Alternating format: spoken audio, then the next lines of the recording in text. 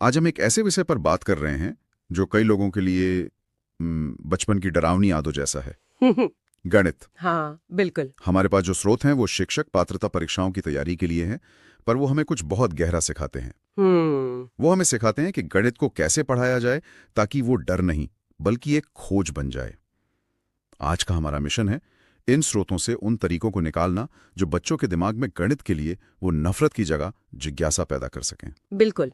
और ये सिर्फ बच्चों के लिए नहीं है। ये समझना कि गणित कैसे सीखा और सिखाया जाता है हमारे अपने गणित के डर को भी दूर कर सकता है। हम आज बात करेंगे कि गणित का असली स्वभाव क्या है, क्यों ये सिर्फ नंबरों का खेल नहीं है, और कैसे जॉर्ज पोलिया और वैन हील जैसे विचारकों ने हमें इसे सिखाने का एक नक्शा दिया है। ये एक तरह से गणित की क्लासरूम के पीछे की साइकोलॉजी को समझने जैसा है। चलिए इस सफर की शुरुआत करते हैं और सबसे पहले ये समझने की कोशिश करते हैं कि ये गणित नाम का विषय आखिर है क्या। आमतौर पर तो हम इसे जोड़, घटा, गुणा, भाग बस यही समझते हैं। हाँ, और यही सबसे बड़ी गलतफहमी है। स्रोत कहते हैं कि ये तस्वीर का सिर्फ एक छोटा सा हिस्सा है। गणित की असली प्रकृति वो तार्किक है, लॉजिकल। ये पैटर्न्स यानी कि प्रतिमानों और संबंधों का अध्ययन है। इसकी भाषा बहुत सटीक होती है और ये डिडक्टिव रीजनिंग पर चलता है, जहां आप एक जनरल रूल से किसी खास नतीजे पर पहुंचते हैं। लेकिन यहाँ सबसे दिलचस्प बात इसकी अमूर्त यानी एब्स्ट्रैक्ट प्रकृति है। अमूर्त, इसे थोड़ा और आसान करेंगे, क्योंकि गणित की किताबों में तो हमें अंक और आकृतियां दिखती हैं जो मूर्त यानी कंक्रीट लगती हैं। जरूर। देखिए, जो अंक 5 हम कागज पर लिखते हैं वो असल में 5 चीजों के आइडिया का एक सिंबल है। अच्छा। वो आइडिया अमूर्त है, हम उसे छू नहीं सकते। इसीलिए तो छोटे बच्चों को गणित सिखाने के लिए हमें कंकड़ या ब्लॉक्स या उंगलियों जैसी मूर्त चीजों का सहारा लेना पड़ता है।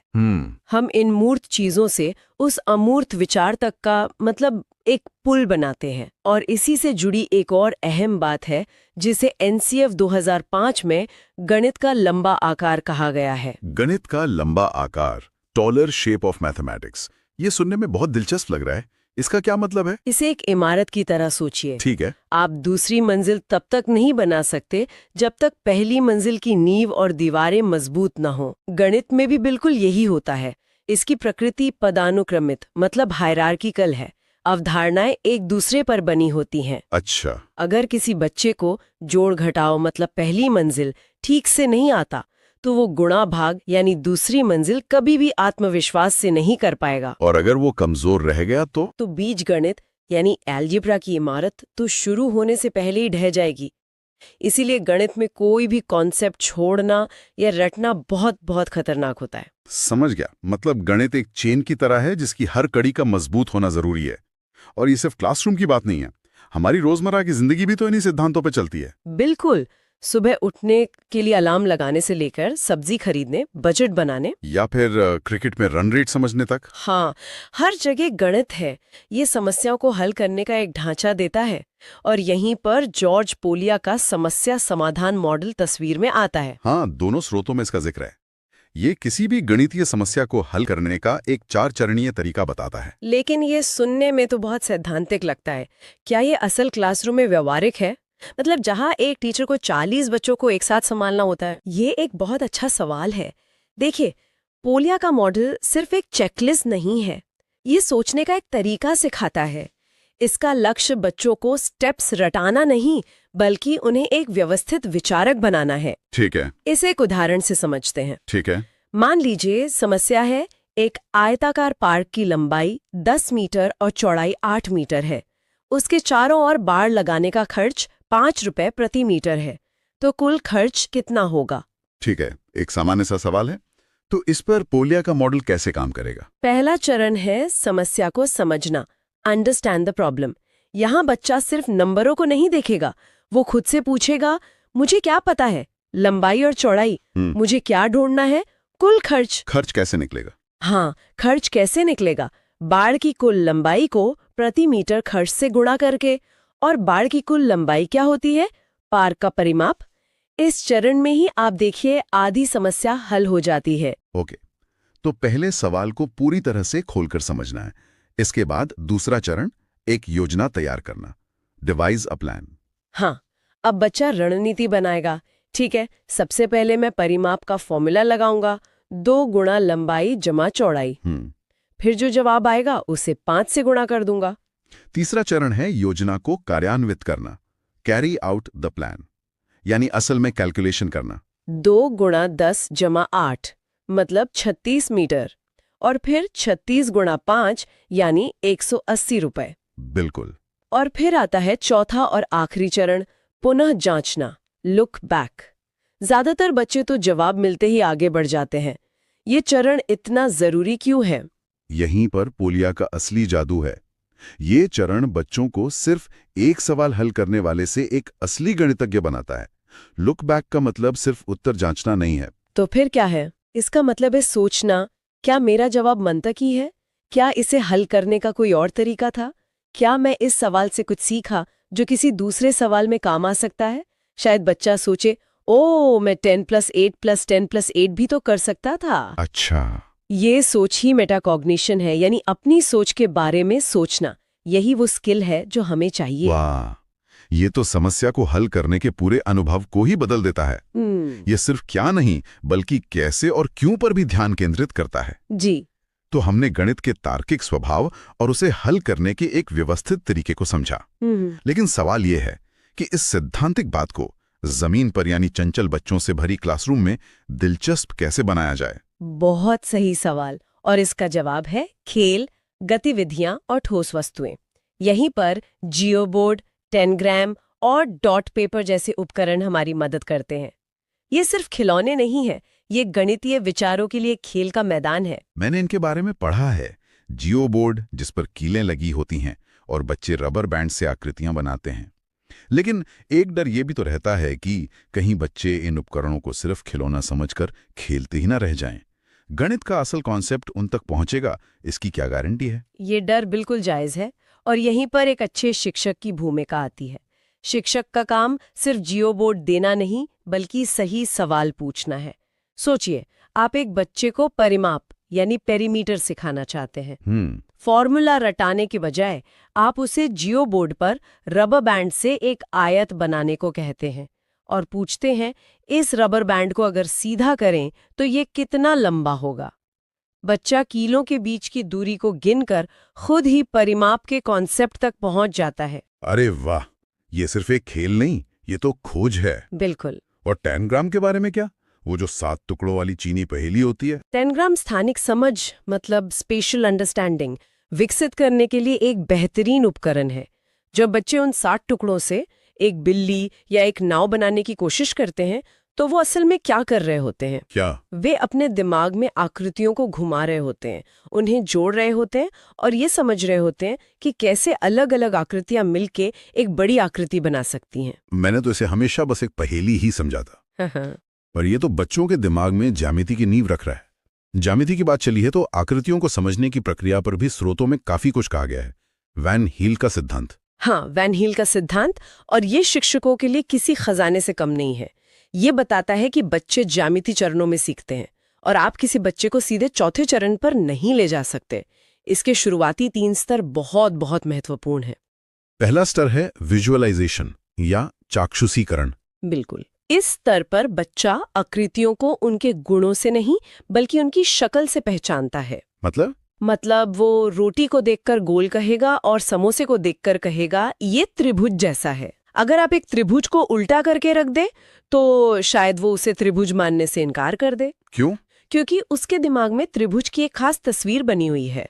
वो ये नहीं कहेगा कि इसकी 3 भुजाएं हैं, वो कहेगा ये समोसे जैसा दिखता है। ठीक है, ये तो बहुत शुरुआती समझ है। इसके बाद आता है स्तर 1, विश्लेषण, एनालिसिस। हाँ, अब बच्चा थोड़ा बड़ा हो गया है, वो आकृतियों के गुणों पर ध्यान देने लगता है। वो बता सकता है कि आयत में 4 भुजाएं होती हैं और आमने सामने की भुजाएं बराबर होती हैं। अच्छा। वो गुणों की लिस्ट बना सकता है, लेकिन अभी भी वो विभिन्न आकृतियों के बीच संबंध नहीं बना पाता। उसके लिए एक वर्ग और एक आयत 2 बिल्कुल अलग अलग चीजें हैं। और फिर आता है स्तर 2, अनौपचारिक निगमन, इनफॉर्मल डिडक्शन। यहीं पर असली समझ विकसित होनी शुरू होती है ना? एकदम सही। इस स्तर पर बच्चा गुणों के बीच तार्किक संबंध बनाना शुरू कर देता है। वह ये समझ सकता है कि चूंकि वर्ग में आयत के सभी गुण होते हैं, 4 भुजाएं, 4 समकोण, आमने सामने की भुजाएं बराबर, इसलिए हर वर्ग एक आयत भी होता है। ये एक बहुत बड़ा वैचारिक उछाल है। बिल्कुल। और एक शिक्षक के लिए ये जानना कि उसका छात्र किस स्तर पर है बहुत जरूरी है। आप स्तर 0 के बच्चे को स्तर 2 की बातें नहीं समझा सकते, वो निराश हो जाएगा। ये तो बहुत महत्वपूर्ण बात है। ये सिर्फ ज्यामिति नहीं, शायद संख्याओं पर भी लागू होता होगा।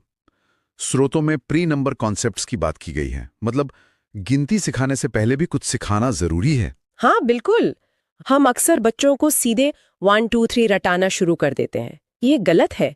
उससे पहले उन्हें मिलान यानी मैचिंग, वर्गीकरण यानी सॉर्टिंग और क्रम में लगाना, ऑर्डरिंग सिखाना चाहिए। जैसे जितने चम्मच है उतनी ही कटोरियां रखो, ये मिलान है।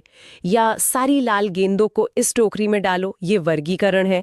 या इन छड़ियों को छोटे से बड़े के क्रम में लगाओ। अच्छा, ये गतिविधियां संख्या की समझ की नींव रखती हैं। और इसी से जुड़ा एक और भारी भरकम शब्द है, पदानुक्रमिक समावेशन, हायरार्किकल इंक्लूजन। इसका क्या मतलब है? ये सुनने में मुश्किल लगता है, पर इसका विचार बहुत सुंदर है। इसका मतलब है ये समझना कि एक बड़ी संख्या में छोटी संख्याएं शामिल होती हैं। ये सिर्फ ये जानना नहीं है कि 5 के बाद 6 आता है। ये समझना है कि 5 के अंदर 4 भी है, 3 भी है, 2 भी है और 1 भी है। ये संख्याओं को एक रूसी गुड़िया की तरह देखना है, जहां बड़ी गुड़िया के अंदर छोटी गुड़िया होती है। वाह! जब बच्चा ये समझ जाता है तो उसे रटने की जरूरत नहीं पड़ती। वो संख्याओं के बीच का संबंध महसूस करने लगता है। और जब हम ये सब सिखा रहे होते हैं तो ये कैसे पता चलेगा कि बच्चा सही से सीख रहा है या नहीं? यहाँ मूल्यांकन की भूमिका आती है। स्रोतों में योगात्मक और रचनात्मक आकलन के बीच एक स्पष्ट अंतर बताया गया है। हाँ, और ये गणित शिक्षा का एक बहुत ही संवेदनशील पहलू है। योगात्मक आकलन, जो साल के अंत में होने वाली परीक्षा जैसा है, वो हमें सिर्फ ये बताता है कि बच्चे ने क्या सीखा या नहीं सीखा। ये एक तरह का पोस्टमार्टम है। लेकिन रचनात्मक आकलन सीखने की प्रक्रिया के दौरान होता है। ये एक डॉक्टर के रेगुलर चेकअप जैसा है। इसका मकसद बच्चे को पास या फेल का ठप्पा लगाना नहीं है, बल्कि ये पहचानना है कि उसे कहाँ मदद की जरूरत है। और यहीं पर बच्चों द्वारा की गई गलतियों का महत्व भी आता है। आमतौर पर हम गलतियों को असफलता के रूप में देखते हैं। बिल्कुल, और यही सबसे बड़ी गलती है। स्रोत कहते हैं कि बच्चों की गलतियां खिड़कियां हैं, जो हमें उनके सोचने के तरीके की झलक देती हैं। मुझे एक बहुत अच्छा उदाहरण याद है। एक बच्चे को 4.9 और 4.78 में से बड़ी संख्या चुनने को कहा गया। उसने तुरंत 4.78 को चुना, क्योंकि उसे लगा कि 78 9 से बड़ा है। ठीक यही। उसने एक नियम सीखा था कि ज्यादा अंकों वाली संख्या बड़ी होती है, जैसे 100 10 से बड़ा है। उसने उसी नियम को दशमलव पर भी लागू कर दिया। अच्छा, ये उसकी लापरवाही नहीं, ये एक ओवर जनरलाइजेशन त्रुटि है। ये बिल्कुल वैसा ही है जैसे कोई बच्चा सीखता है कि एस लगाने से चीजें ज्यादा हो जाती हैं, तो वो चाइल्ड का चाइल्ड्स कर देता है। सही। एक अच्छे शिक्षक का काम बच्चे को डांटना नहीं, बल्कि इस वैचारिक त्रुटि को समझना और उसे सही सामग्री या उदाहरण से दूर करना है। तो कुल मिलाकर ये सारी चर्चा हमें एक ही बिंदु पर लाती है। गणित की शिक्षा सिर्फ सही उत्तर पाने के बारे में नहीं है, ये सोच का गणितीयकरण करने के बारे में है। ये तार्किक सोच विकसित करने, समस्याओं को कई तरीकों से हल करने के अवसर देने और सबसे जरूरी गणित के प्रति भय को दूर करने के बारे में है। और ये आज के समय में और भी ज्यादा जरूरी हो गया है। क्यों? जैसा कि राष्ट्रीय शिक्षा नीति 2020 भी कहती है, हमें बच्चों में गणितीय और कंप्यूटेशनल सोच को बढ़ावा देना होगा। क्यों? क्योंकि यही आर्टिफिशियल इंटेलिजेंस यानी AI और डेटा साइंस जैसी भविष्य की तकनीकों का आधार है। हम बच्चों को सिर्फ कल की परीक्षाओं के लिए नहीं, बल्कि आने वाले कल की दुनिया के लिए तैयार कर रहे हैं। ये एक दिलचस्प विचार छोड़ जाता है। हमने आज बात की कि गणित कैसे सिखाया जाना चाहिए, खेल के जरिए, खोज के जरिए, तर्क के जरिए। लेकिन जैसे जैसे AI और मशीन लर्निंग हमारी दुनिया में और अधिक एकीकृत होते जा रहे हैं, जो पलक झपकते ही जटिल से जटिल गणनाएं कर सकते हैं, तो क्या हमें बच्चों को गणित सिखाने के तरीके को मौलिक रूप से बदलने की जरूरत है? क्या भविष्य में समस्या समाधान का मतलब मानव रचनात्मकता और मशीन गणना का एक मिलाजुला प्रयास होगा? और अगर ऐसा है, तो हम अपनी